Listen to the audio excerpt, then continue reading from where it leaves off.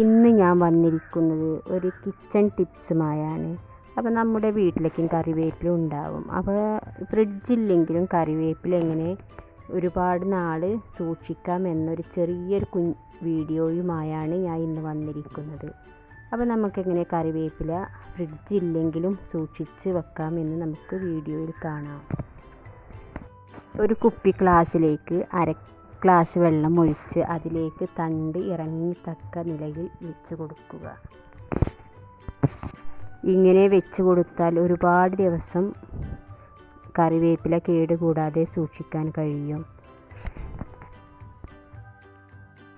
ഇതുപോലെ തന്നെ അടപ്പുള്ളൊരു പാത്രത്തിലേക്ക് ഇട്ട് കൊടുത്താലും ഒരുപാട് നാൾ കേടുകൂടാതെ സൂക്ഷിക്കാൻ കഴിയും. ഫ്രിഡ്ജിൽ വെക്കേണ്ട ആവശ്യമൊന്നും വരില്ല. തണ്ട് ഒഴിവാക്കിയിട്ട് ഇല മാത്രം ഇട്ട് നനവില്ലാത്തൊരു പാത്രത്തിലേക്ക് ഇട്ട് കൊടുക്കുക.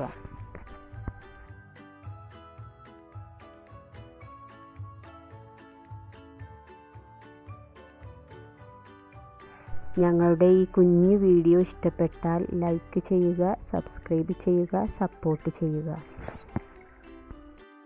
ഞങ്ങളുടെ ഈ കുഞ്ഞു ചാനലൊന്ന് സപ്പോർട്ട് ചെയ്യണേ.